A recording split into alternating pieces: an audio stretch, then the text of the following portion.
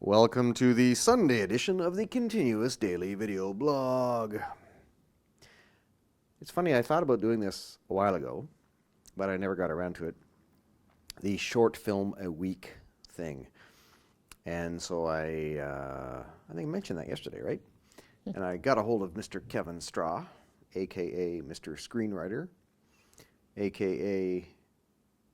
Mr. Deep River. This is very deep. He sent me 8 scripts. Now, I didn't read them all yet, but I did notice that I was laughing when I read the first one, and I also noticed that I needed additional cast. So this casting event, this audition event that I participated in, I guess 2 weekends ago, is going to come in handy. And I met another potential cast person today, the server at the Duns. You have to post that for James. I already did. Oh, good.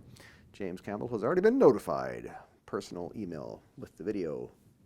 Kind of spontaneous audition, you might say. Anyway, she looks like the camera will love her. I'm going to see if I can get her into the daily video blog sketches that have been created. And that's all I have for today. Wow. What do you got? She's got nothing. I've been doing a lot of research on a subject that's very dear to me. Ah. But maybe I shouldn't talk about that now. Oh, no, please do. I was finding some of this research fascinating. I was researching on narcissists and how you can just piss them off by breathing the same air that they breathe. I remember reading that. So I think that's what I'll do. The thing because I've read a few of these things that Joe said, hey, check this out, hey, check that out.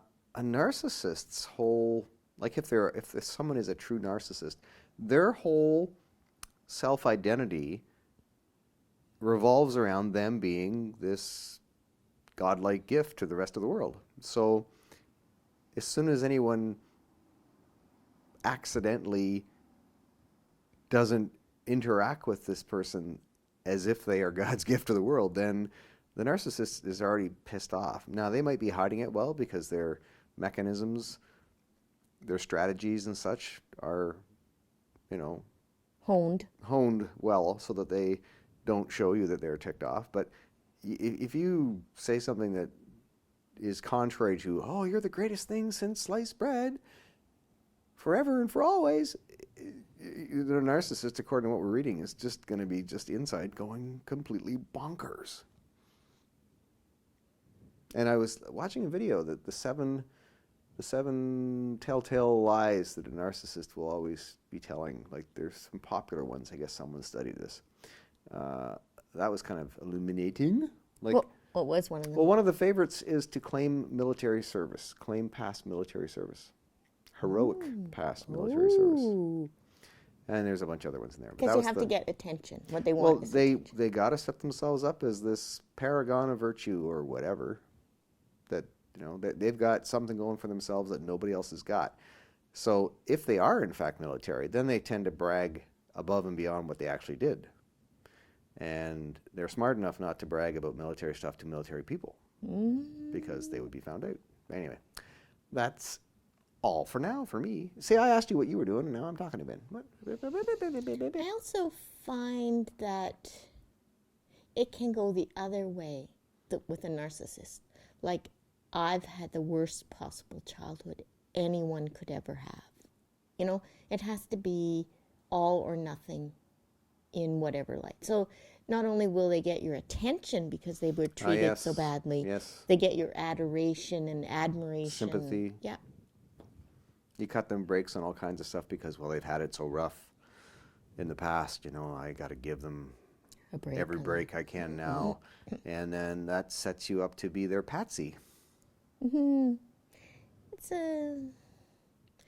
But because they're such masters at doing that, you shouldn't feel bad to discover you've been their patsy because they're artists, true artists at, what's that? Manipulating. Yeah. And they're not evil people. They just act that way. we agree to differ on that. No, I mean, really, they're a creature of their psychological construct. You can't call them on their shit with them going batshit crazy and sabotaging the crap out of you, but they can't help themselves. They are I am a severely mass murderer, but I can't help They are myself. severely flawed people because they think of themselves as better than everybody else. And as soon as someone thinks they're better than everybody else, they're infallible, they're a demigod, they're whatever. Well, they're like, I don't know, maybe the DSM-5 or 6 will come out one day and they'll be labeled as, classically insane or something, but they can't help themselves. They're totally disconnected from the reality that we all live in. Aw. Poor them. Poor them, I feel sorry. Not. Signing off.